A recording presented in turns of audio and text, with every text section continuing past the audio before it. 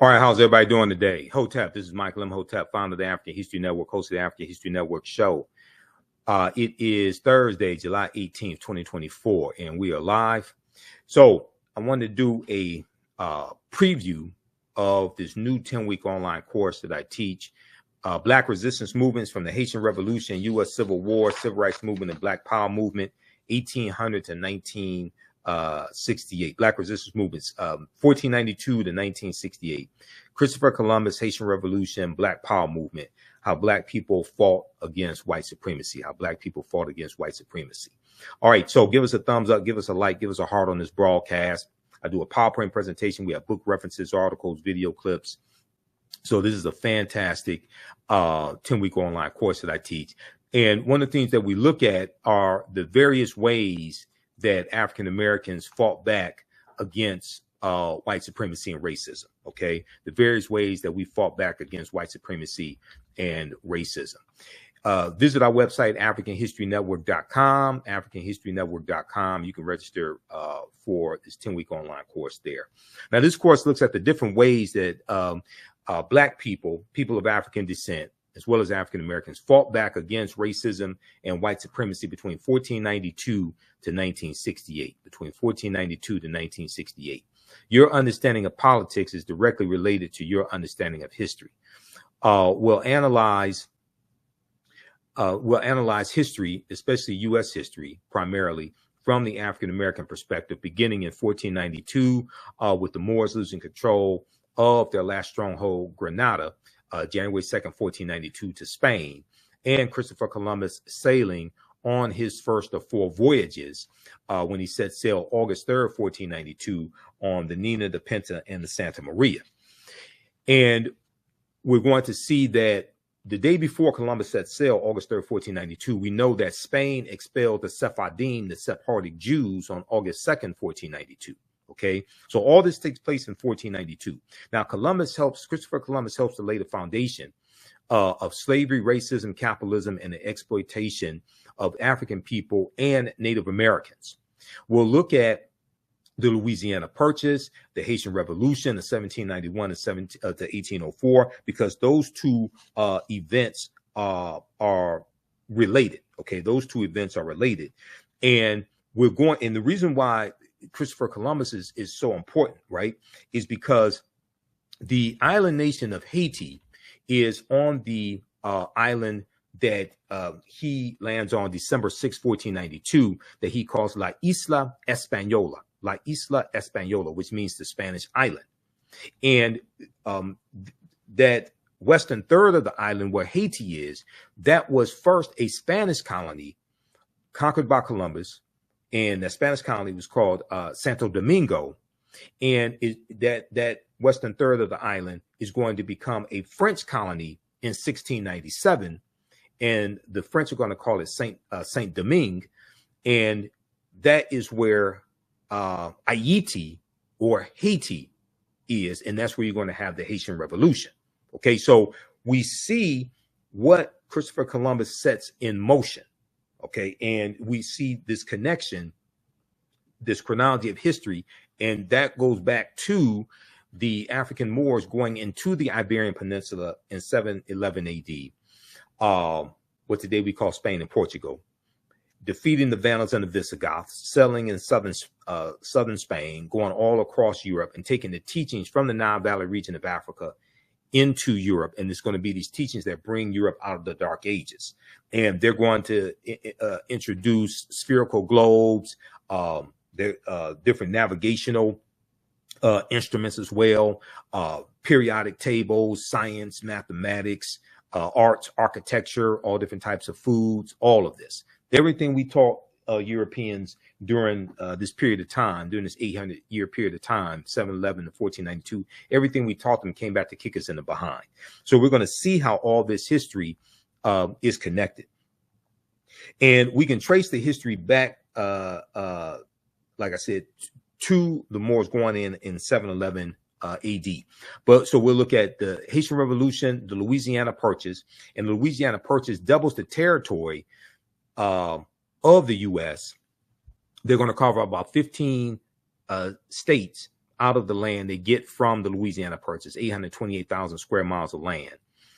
And we'll look at the Missouri Compromise of 1820, which organizes the land that the U.S. gets from France. And it allows, the Missouri Compromise allows Maine to come in as a free state, allows Missouri to come in as a slaveholding state, and it abolishes slavery in the West, in the rest of that territory. Okay, the Missouri Compromise. Now, we'll look at Special Field Order number 15, also known as 40 Acres and a Mule.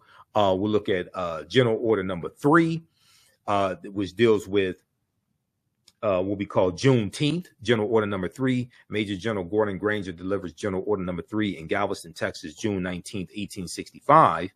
And, you know, we just commemorated and celebrated Juneteenth, but Juneteenth was not the last day of slavery, okay, because the Emancipation Proclamation did not free the slaves. We know it was the 13th Amendment that was ratified December 6, 1865, and adopted December 18th, 1865. And Kentucky and Delaware did not abolish slavery until December 18th, 1865. This is when Kentucky and Delaware abolished slavery. Okay, so this is 6 months after this is 6 months after Juneteenth. Okay, this is 6 months after June 19th, 1865. So how could Juneteenth be the last day of slavery? Yes, it's important to commemorate that history. Yes, it's important to celebrate. But as I talk about in my Juneteenth presentations, we have to correct the history of Juneteenth and protect the history of Juneteenth. Okay, so we have to correct the misinformation that's out here. And it's okay to have celebrations, but when we have these celebrations of Juneteenth, we have to incorporate into these celebrations history, economics, law, and politics. History, economics, law, and politics. And one of the reasons why it's important to commemorate and celebrate Juneteenth is because Juneteenth allows us to force into a national conversation a history that various states are passing laws to passing laws to suppress the history of that teaching, okay, and suppress the teaching of that history. So this gives us an opportunity to correct a lot of the misinformation that's out here.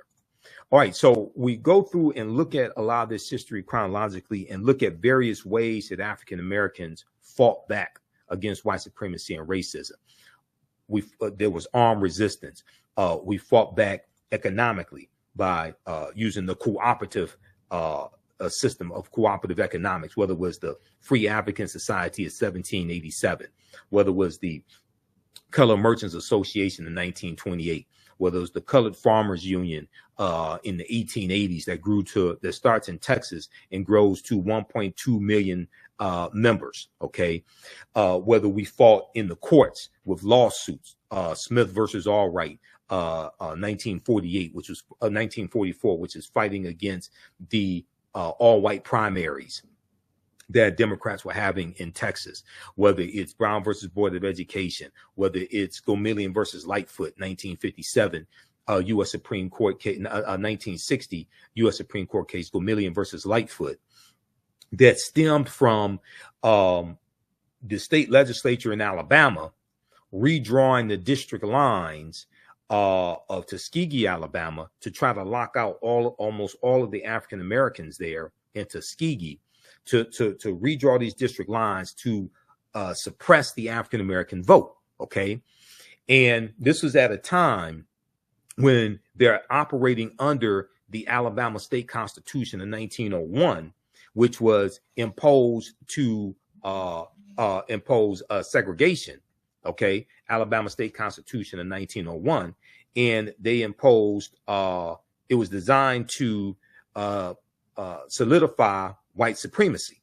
Okay, it was designed to solidify white supremacy, codify white supremacy. If you look at Encyclopedia of Alabama, okay, and the Alabama State Constitution of 1901. and I'm going to pull this up here. This is one of the things we look at here in the class. Is that Encyclopedia of Alabama? Encyclopediaofalabama.org right here. Let's look at this.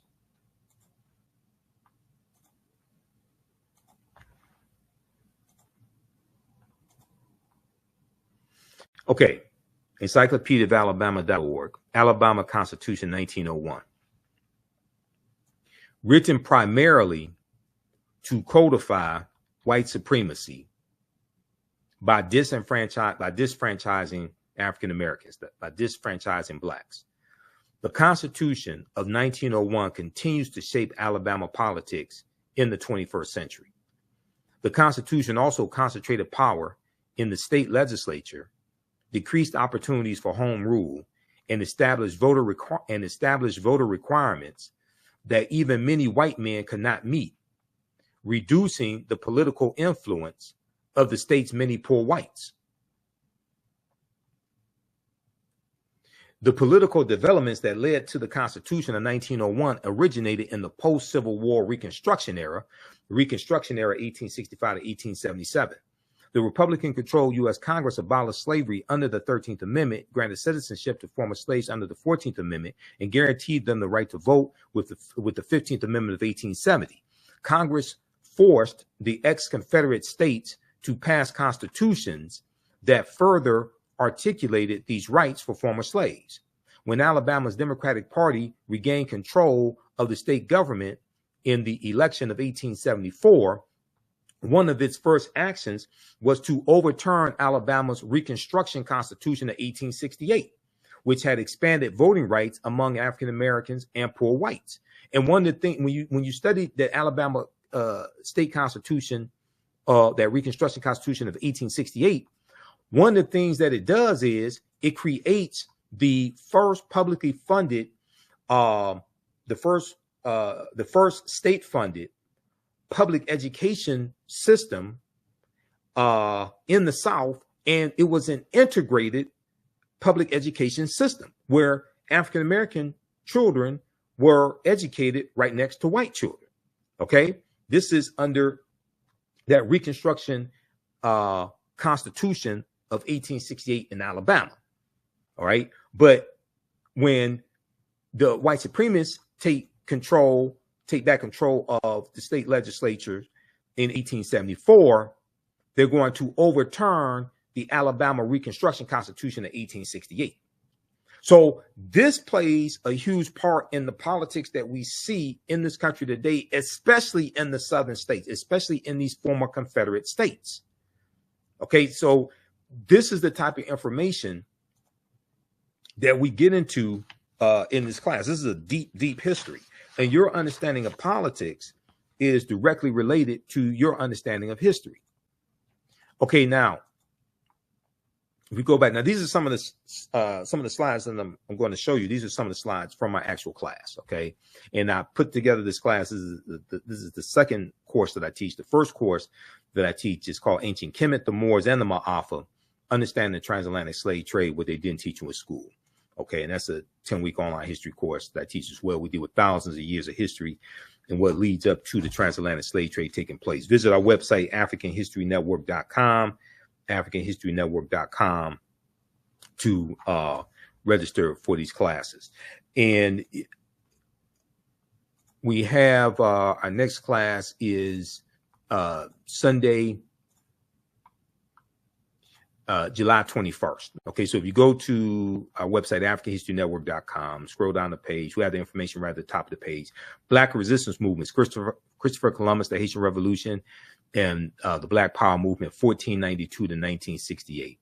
Next class, July 21st, 2024, 4 p.m. Eastern Standard Time. Classes on sale right now, $80, regularly $130. Click right here to register here for the full course. You can join us live for the class or watch classes on demand. Okay, join us live for the class or watch classes on demand. Click right here for a course bundle, so because you'll get both classes, which includes the first course that I teach, Ancient Kemet, the Moors, and the Ma'afa, Understanding the Transatlantic Slave Trade, what they didn't teach you in school. And we have class number 1 starting up Saturday, July 20th, 4 p.m. Eastern Standard Time, of Ancient Kemet, the Moors, and the Ma'afa, Understanding the Transatlantic Slave Trade, where they did teach you at school. So that class is on sale, $80 also. All right. And this content is PG-13. You can use this information with your children as well. Okay. All right, let's continue here. So it's not overly graphic. I don't do a lot of cursing. It's very visual. We have slides, video clips, excerpts from books, and we show you the information right on the screen. And it's about 80 to 100 articles that we reference in each class also. Okay, so we'll look at the Civil War era, Jim Crow era, World War I, World War II, Civil Rights Movement, Black Power Movement. We look at the Red Summer of 1919, where you have 25 major race riots across the country. It was called the Red Summer by James Weldon Johnson. James Weldon Johnson also wrote Lift Every Voice and Sing, the Black National Anthem. And he called it the Red Summer because he said the streets of America were flowing with blood. The streets of America were flowing with blood. Let's see here. Let's continue. Okay.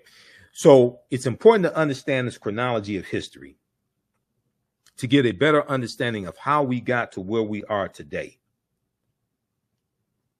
and to understand where we need to go from here. Unfortunately, some of this history is repeating itself. When we look at the January 6, 2021 insurrection, right? There's a historical context for this because that was political violence. And for a lot of historians, and myself included, it was reminiscent of the political violence that we saw that brought about an end to the Reconstruction era, which was 1865 to 1877. There was a really good article from Time magazine that talks about, that draws a connection between the January 6, 2021 insurrection and the Reconstruction era. And it deals with how the history of Reconstruction is not being properly taught in schools. And it says from in the aftermath of the insurrection a year ago at the U.S. Capitol, many leading historians drew parallels between the violence and the Reconstruction era, the period of political revolution directly following the American Civil War. The events we saw reminded me very much of the Reconstruction era and the overthrow of Reconstruction, which was often accompanied and accomplished, I should say, by violent assaults on elected officials, said Eric Foner, author, a Pulitzer Prize winning historian and author of Reconstruction, America's Unfinished Revolution. Reconstruction, America's Unfinished Revolution, 1863 to 1877. Now, he said this in an interview with the New Yorker magazine published a week after the January 6th insurrection.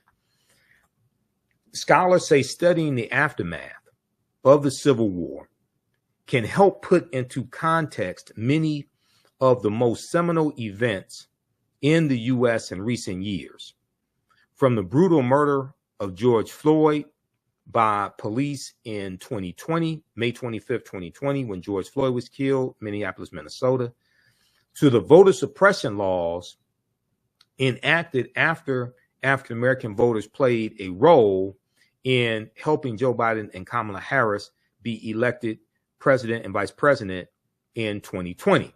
Because you had these former Confederate states, especially pushing the big lie, pushing the lie that the election was stolen from Donald Trump, even after all the evidence came out proving that the big lie was a lie. But they still want to put these voter suppression measures into place to, one, suppress the African-American vote, two, suppress the Latino vote, Asian Americans, etc.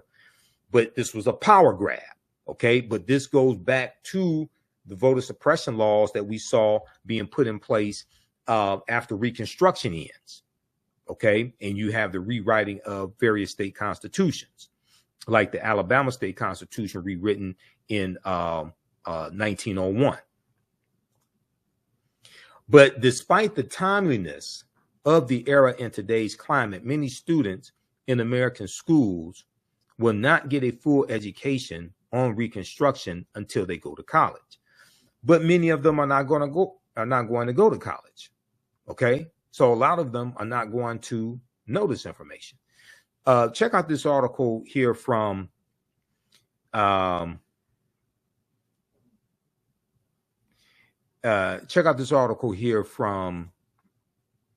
Magazine.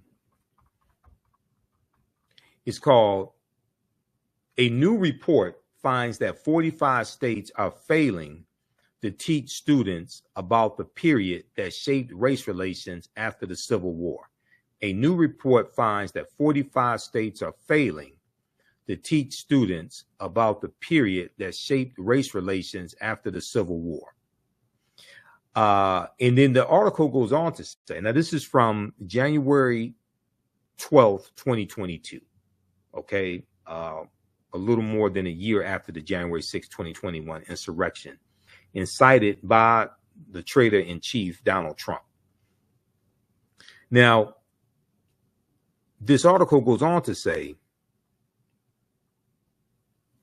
in social studies standards for 45 out of 50 states and the District of Columbia, discussion on Reconstruction is partial or non-existent.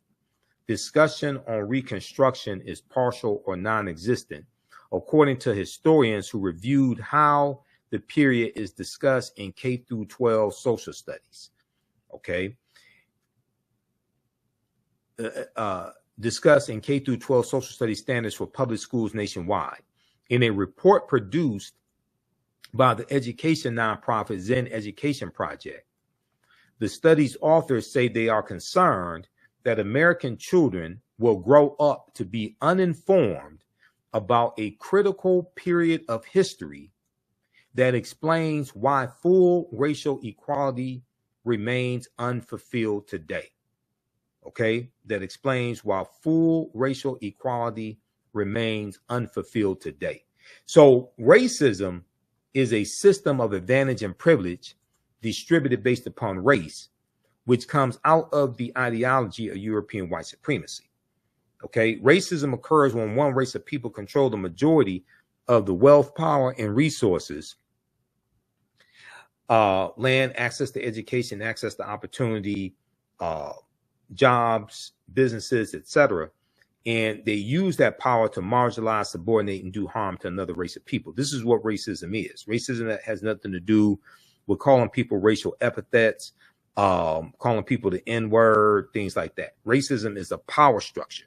Okay, so when you look at a history of laws and policies put in place that maldistributed wealth, power, and resources into the hands of Europeans, the end result of that history are the structural inequities that still exist to this day.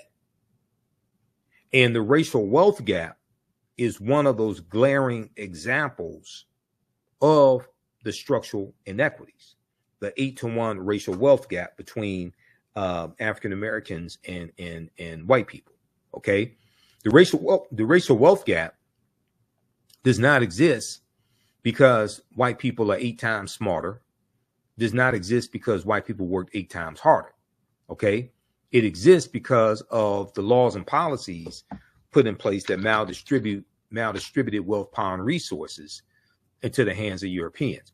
One of those laws goes back to 1862.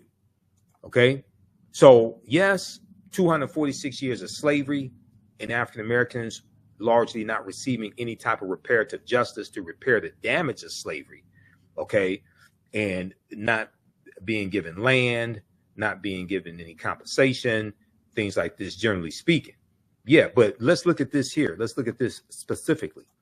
Let's look at the Homestead Act of 1862. The U.S. gave away land for 124 years because of this law that dates back to the second year of the U.S. Civil War. Now, this is from history.com, official website of the History Channel. Homestead Act. How many people have heard of the Homestead Act of 1862? The Homestead Act accelerated settlement of U.S. Western Territory by allowing any American, including freed slaves, on paper, technically, including free slaves, to put in a claim for up to 160 free acres of land. However, this land overwhelmingly is going to go to white people. The Homestead Act of 1862, signed by President Abraham Lincoln, granted Americans 160-acre plots of public land for the price of a small filing fee. The Civil War era act, considered one of the United States' most important pieces of legislation, led to westward expansion and allowed citizens of all walks of life, including the formerly enslaved, women, and immigrants, to become landowners. So they gave away land for 124 years, okay, until it was repealed by Congress in 1976. They gave away 270 million acres of land for 124 years, and almost all that land went to white people, as opposed to it going to the former slaves who worked that land for free. Now you have tens of thousands of white families today that still have some of this land in their families, and it's been in their families for decades. Okay, so read the rest of this article here from history.com dealing with the Homestead Act.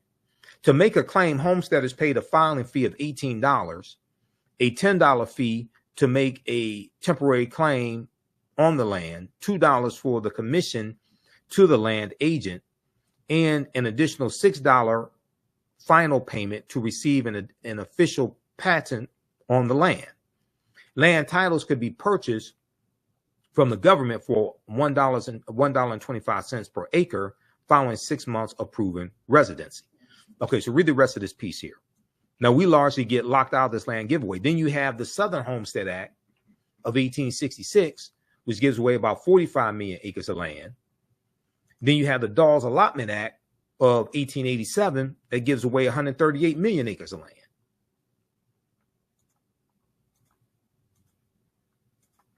Okay, let's continue here. All right, so we see the attack on the teaching of African-American history and the history of the civil rights movement, things like this in schools, but also during Black History Month. We see this attack because of these anti-critical race theory laws that were passed. And a lot of this has to do with, pushing the big lie. A lot of this has to do with pushing the big lie that the election was stolen from Donald Trump, and then the laws that were put in place after Biden-Harris took office, okay, in 2021. Well, if you look at this article here from Axios.com,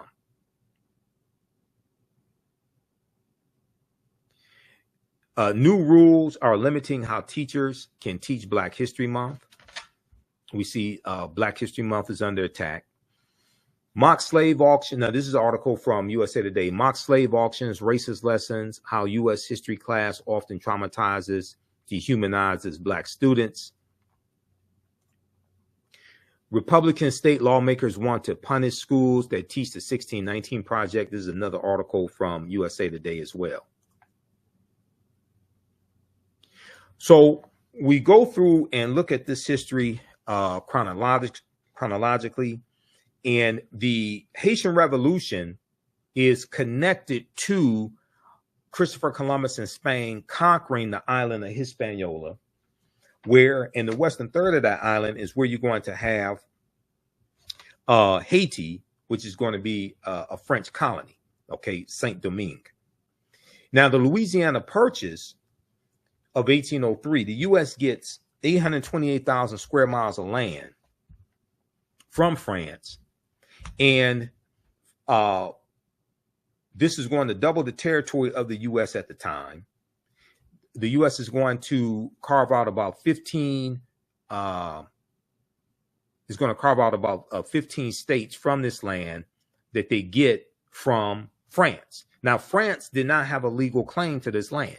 France steals this land from Native Americans and African people who are here.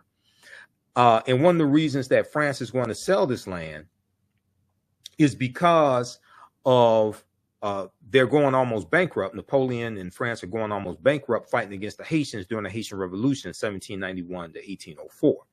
And they're trying to raise money. So this is going to be a windfall for the United States. It's going to double the territory of the U.S., but also what it's going to do is the new territory that is going to have slavery, because they try to keep a balance between slaveholding states and free states, is going to increase the need for enslaved African labor in the new territories that are going to have slavery. Okay, so we see, we look at this map here, we see the middle of the U.S. in the shaded in green. That is the territory that the U.S. gets because of the Louisiana Purchase. Then we'll look at the now. Let me go back to Haiti. Okay, there's a good piece from history.com. Britannica.com that deals with some history on Haiti. And it goes back to when the island of Hispaniola was conquered by Christopher Columbus. There's a piece on Haiti. It's about 26 pages because I printed it out. But there's a section that deals with early period in Haiti in history. So this is, I printed this out. It's 26 pages, made notes on it. So this is one of the sources here. This is one of the articles that we deal with in the class. But look at this here from Britannica.com, Encyclopedia Britannica. Early period in Haiti in history. The island that now includes Haiti and the Dominican Republic was first inhabited about 5000 BCE, before the Common Era, and farming villages were established about 300 BCE, before the Common Era. The Arawak Indians and other indigenous peoples later developed large communities there. The Taino and Arawak group became dominant. Also prominent were the Saboni, C-I-B-O-N-E-Y, Saboni Indians, or Native Americans. In the 15th century, the 1400s, between 100,000 and several million Taino and Saboni lived on the island, which the Taino called Quisqueya. So Columbus called it La Isla Española, the Spanish island. That's what he called that island. And Haiti is on the western third of that island. The Taino called the island Quisqueya, which means mother of the earth. Mother of the earth, Quisqueya. They based their economies on cassava, farming, fishing, and inter-island trade that included gold, jewelry, pottery, and other goods.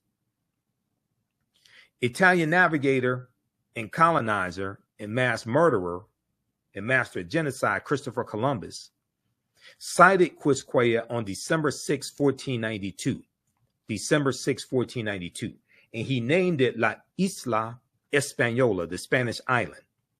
Later, La Isla Española was anglicized as Hispaniola.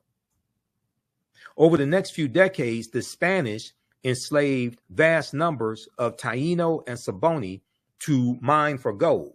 European diseases and brutal working conditions devastated the indigenous people, which fell to about 30,000 by the year 1514. By the end of the 16th century, the group had virtually vanished. Thousands of enslaved people imported from other Caribbean islands met the same fate. The Spanish altered the landscape by introducing cattle, pigs, and horses, which multiplied into large herds. Spanish settlement was mostly restricted to the eastern end of the island and many Spaniards left Hispaniola after the main gold mines were exhausted. Okay, now 1514, this is 4 years before King Charles King Charles I signs the Asiento de Negros of Spain, King Charles I of Spain, also known as King Charles V. The Asiento de Negros of August 1518, which drastically expands the transatlantic slave trade, and it offers a license to other European countries or European slave traders to provide slaves to Spanish colonies. And it also has it also allows for direct transportation from Africa to the Spanish colonies, like in the Caribbean, as opposed to them stopping in Spain first and then going to the final destination. Okay, this is known as the Asiento de Negros of 1518, and this is going to drastically expand the transatlantic slave trade and the need for African labor as they're conquering more and more people's land, as they're killing off the indigenous populations there in the Caribbean. They have to bring in African slaves to replace this population, and this is going to enrich Spain, because the people that hold the European nations that are supplying slaves also have to pay for this license. They also have to pay Spain for this license, for this right to supply Spain with these African captives. It's known as the Asiento de Negros. How many people have never heard of the Asiento?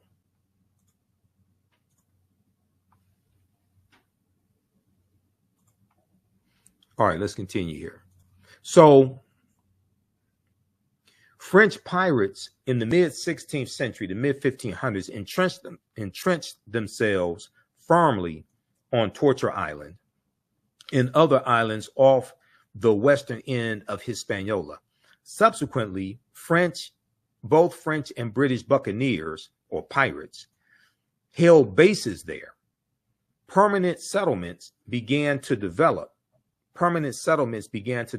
including plantations. In the 1660s, the French founded Port de Paix in the Northwest, and the French West Indies Corporation took control of the area. Landowners in Western Hispaniola imported increasing numbers of enslaved Africans, which totaled about 5,000 in the late 17th century, the late 1600s. Now, if we look at French colonial rule, plantations and enslaved people, the Treaty of Ridgewick, 1697, formally ceded the western third of the island of Hispaniola from Spain to France, which France is going to rename Saint Domingue. This is how Haiti becomes a French colony, when originally Saint Dominique was a Spanish colony. Originally, that was a Spanish colony. It's going to become a French colony. This is how it becomes a French colony, through this treaty of 1697. The colony's population and economic output grew rapidly during the 18th century, and it became France's most prosperous New World possession, exporting sugar, which is grown on sugarcane plantations, exporting sugar and smaller amounts of coffee, indigo, and cotton. By the 1780s, nearly 2/3 of France's foreign investment were based on Saint Domingue. By the 1780s, nearly 2/3 of France's foreign investments were based on Saint Domingue, and the number of stopovers by ocean-going vessels sometimes exceeded 700 per year.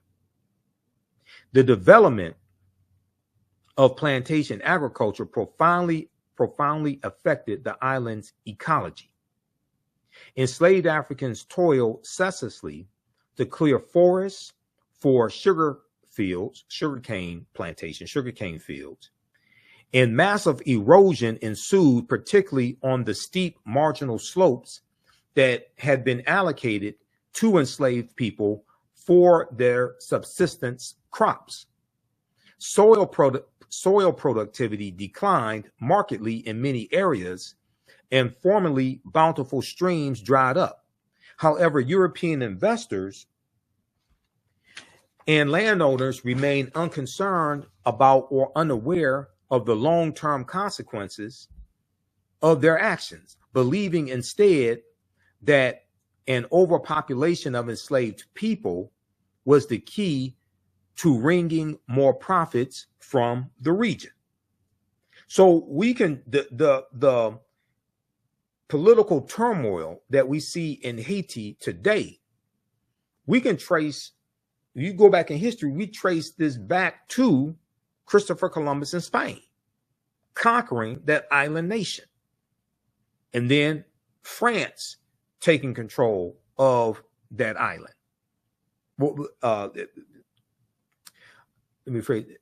Spain conquering that island, making a colony out of it, and then France taking over the western third of the island, colonizing Haiti. Now, in 1789, Saint-Domingue had an estimated population of 556,000, including roughly 500,000 enslaved Africans. Okay, so this is the majority of the population there in 1789. Okay, under French control. This is 2 years before the Haitian Revolution begins.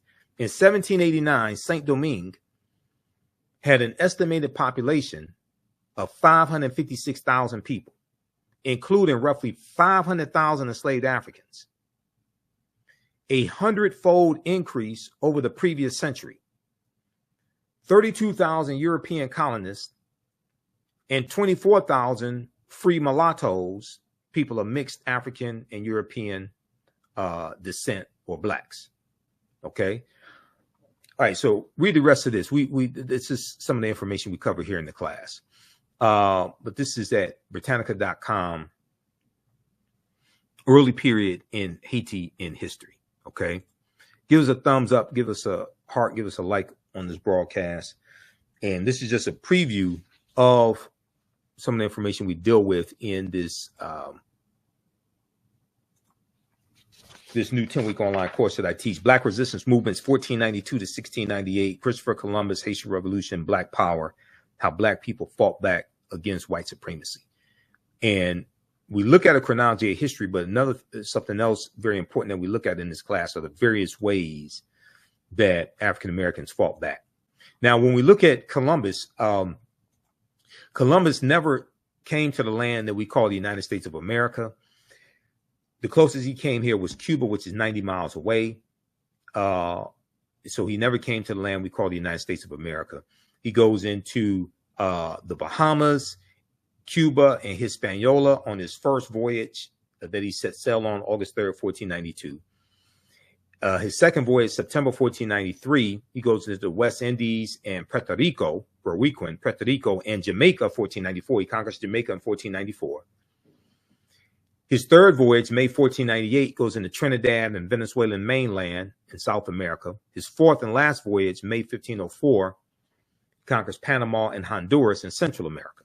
Okay, he never comes to the land that we call the United States of America.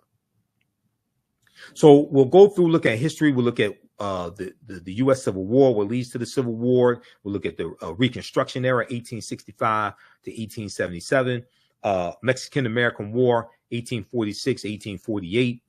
And the Mexican-American War, as a result of the Mexican-American War, the U.S. is going to get the land that makes up California, Arizona, New Mexico, Colorado, Utah, and Nevada. And this is going to be, the U.S. gets this land in what's known as the Treaty of Guadalupe Hidalgo.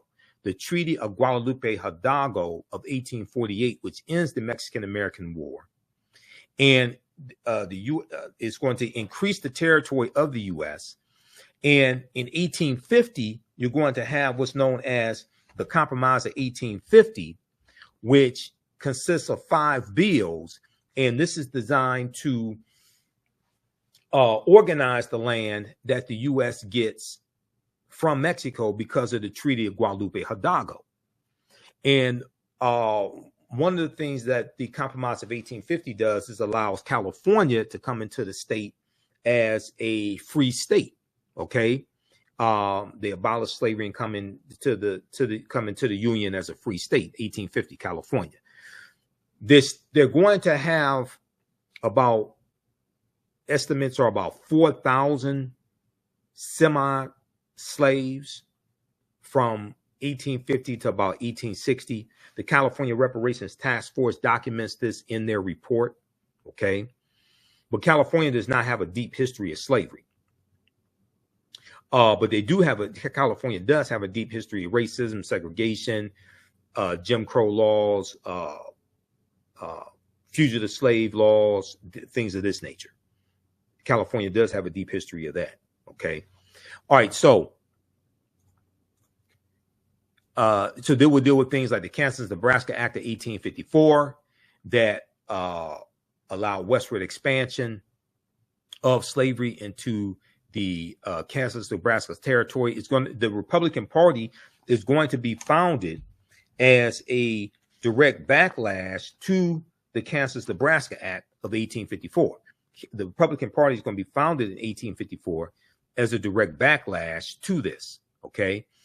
So we're going to go through and look at this history and see how all this evolves. And we'll go through, look at this history chronologically.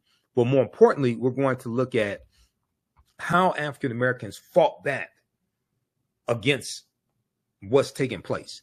There's going to be armed resistance. We're going to fight back through the cooperatives, like the Free African Society of 1787, the Colored Merchants Association in 1928, which was an association. It was a cooperative of African American grocery store owners. It comes out of the Negro Business League, founded about 1900 by Booker T. Washington, 1900, 1901 by Booker T. Washington. The Colored Farmers Union of 1886, the 1880s by in Texas, and that grows to 1.2 million members as well. Okay, so we're going to look at these various ways that we fought back against white supremacy. When we look at something, so number one, it's important for us to celebrate Juneteenth, commemorate Juneteenth, correct the history and protect the history of Juneteenth. June 18th, I was on Areva Martin's radio show. So if you watch CNN legal analyst Areva Martin, she also has a radio show on KBLA 1580 AM, which is Tavis Smiley's radio station. So she had me on her show on June 18th in 2024. And we dealt with Juneteenth was not the last day of slavery, repairing the damage of a legacy of slavery. It's on our YouTube channel, Michael Imhotep. You can go watch it. Fantastic interview. We dealt with a lot of history, but also we talked, there was some of the history of Juneteenth, but we also dealt with politics. So, because all of this is related, and your understanding of politics is directly related to your understanding of history and this chronology of history. I did a presentation for the Detroit Reparations Task Force, March 2nd, 2024. I have that presentation at our website. It's on our YouTube channel, Michael Imhotep, IMHOTEP. And one of the things we talked about in the presentation that I did was the Northwest Ordinance of 1787. Okay, the Northwest Ordinance of 1787.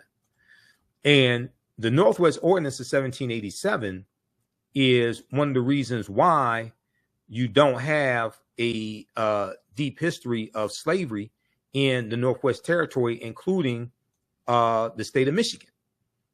And this is a shock to some people, because you have a lot of people that just talk about, slavery, 400 years, things like this. But it's like, you have to, the history that takes place in America is a nuanced history. And just because you have 430,000 slaves in Mississippi in 1860 doesn't mean that's the same history all across the country. Okay, so if we look at this here, let me see something here.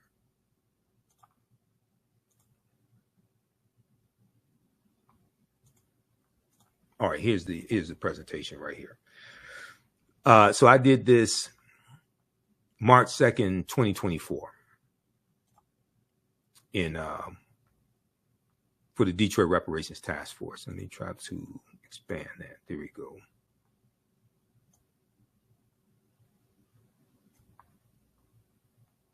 All right. The Northwest Ordinance of 1787 is one of the reasons why Michigan does not have a deep history of slavery, as well as Detroit. And the Northwest Ordinance basically abolishes slavery in the Northwest Territory, which included Michigan, Indiana, Illinois, Ohio, Wisconsin, and Minnesota.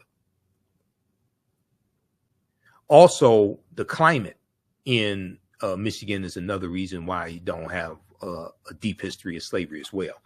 Whereas in Mississippi, so in 1837, Michigan abolishes slavery.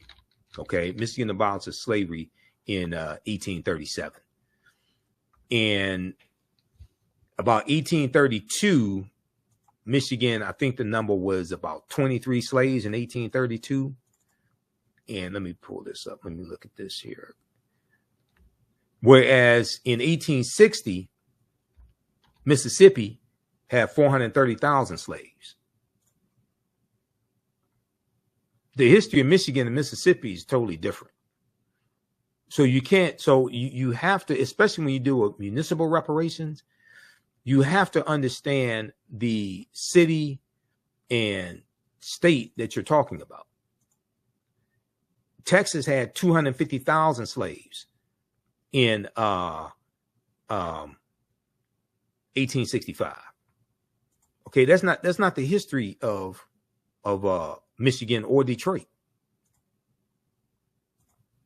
When we look at, let's see, Detroit in 1773 had like 73 slaves, and then in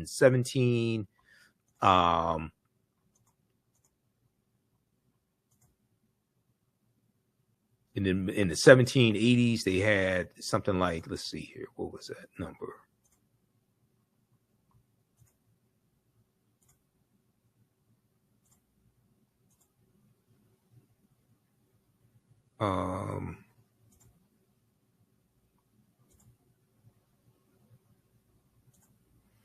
It was something like, okay, 1830 U.S. Census showed 32 slaves living in the Michigan Territory. Yeah, 1830 U.S. Census showed 32 slaves living in the Michigan Territory. Then 1782, there were 170 slaves living in Detroit. 1773, there was 73 slaves living in Detroit. Okay, so, but the Northwest Ordinance, if we look at this here quickly, at this is from the U.S. National Archives, archives.gov, U.S. National Archives. Northwest Ordinance of 1787. Officially titled An Ordinance for the Government of the Territory of the United States, Northwest of the River Ohio. The Northwest Ordinance was adopted on July 13, 1787 by the Confederation Congress, the one house legislature operating under the Articles of the Confederation. The Northwest Ordinance, okay, so it's long story short. what this did was it basically abolished slavery in this territory, which is why Michigan had a very low number of slaves. Okay. A Bill of Rights, the third thing that the Northwest Ordinance did, a Bill of Rights protecting religious freedom, the right to a writ of habeas corpus, the benefit of trial by jury, and other individual rights. In addition, the ordinance encouraged education and forbade slavery. Now, the language from the 13th Amendment that dealt with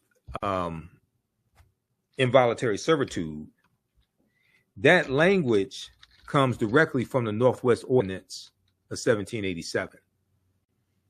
There shall be neither slavery nor involuntary servitude in the said territory otherwise than in the punishment of crimes whereof the parties shall have been duly convicted. This is where the language from the 13th Amendment comes from. People think the 13th Amendment was written to re-enslave African Americans, things like that. No, that's not. That's not true at all. That's not the history. They're taking the language from the Northwest Ordinance of 1787 to create the 13th Amendment. Okay, so check this out here.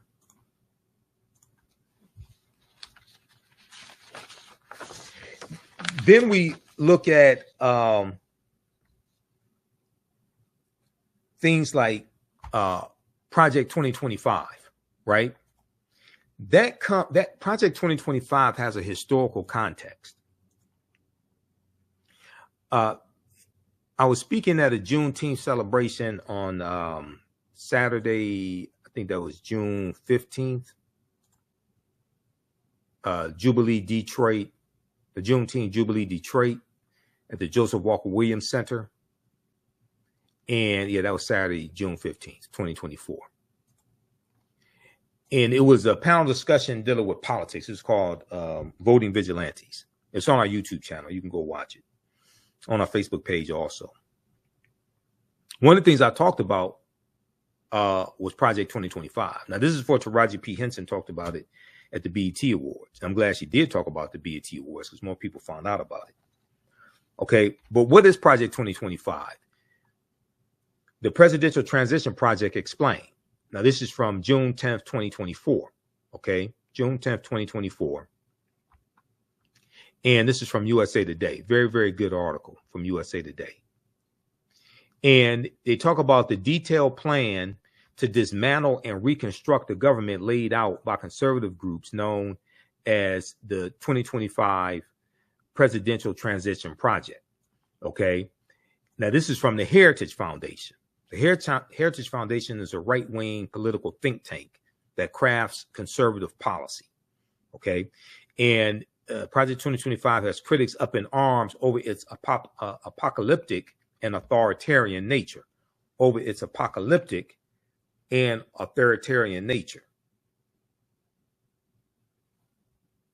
Heritage Foundation, a conservative think tank in Washington, D.C., led an effort to create the more than 900-page Mandate for Leadership published in April 2023, reimagining the executive branch, and presented a plan to overhaul several government agencies, including the FBI, for the country's next conservative president to follow. Now, I call this part two of what the Heritage Foundation did, because in 1980, the Heritage Foundation released Mandate for Leadership, which was a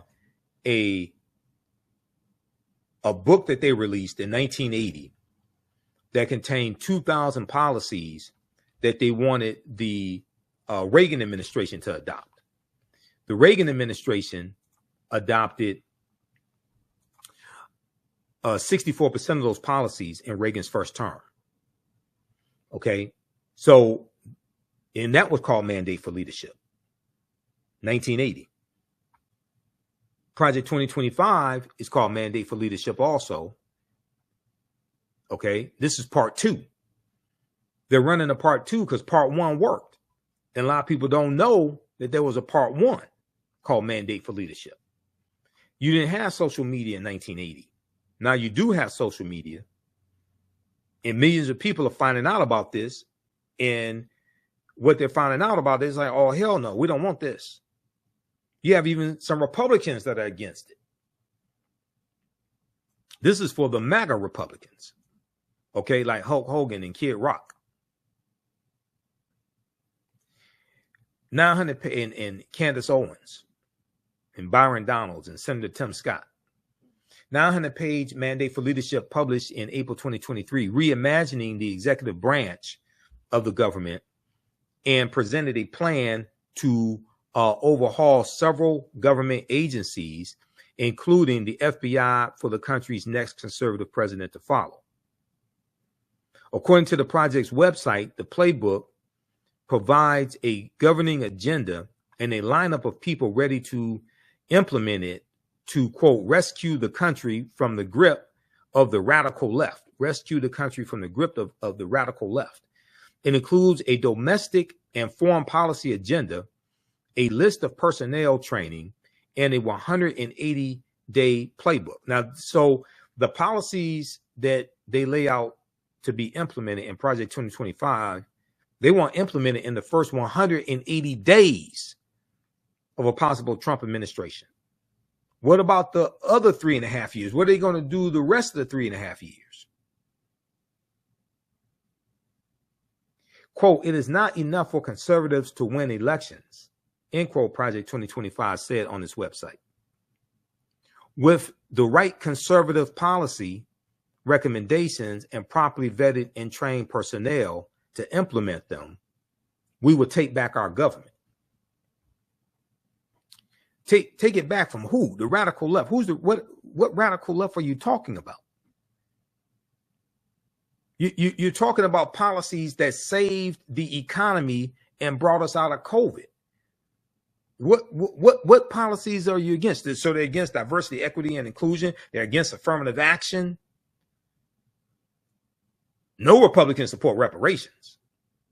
Project 2025's director is Paul Dance, who served in the U.S. Office of Personnel Management and U.S. Office of Personnel Management, Chief of Staff, and former President Donald Trump's administration. Because there are 140 people involved in writing Project 2025 that worked in the Trump administration. There were 140 people that wrote Project 2025 that worked in the Trump administration or are allies of Trump. Although it mentions Trump by name, the handbook does not directly assume the Republican Party's presumptive nominee will be the one to carry out its agenda. He's now the nominee, but it does not assume he will be the one to carry out its agenda. Okay, so the mandate attacks several policies from the former President Barack Obama and President Joe Biden. The mandate attacks several policies that former President Barack Obama and President Joe Biden instituted, including student loan forgiveness. They are against student loan forgiveness and the Affordable Health Care Act, Obamacare. It simultaneously calls for expanded executive power for the commander-in-chief, while criticizing what Project 2025 members perceive as overreaches by the Biden administration. Okay, so read the rest of this here. This is at usatoday.com. What is Project 2025, the Presidential Transition Project, explained? And this is from June 10th, 2024. This article is from June 10th, 2024. Now, I started talking about Project 2025 in 2023. That's when I found out about it, because this is the type of research that I do. So I've been talking about it since 2023, and I first found out about the Schedule F employees in July of 2022, and reclassifying the Schedule F employees. All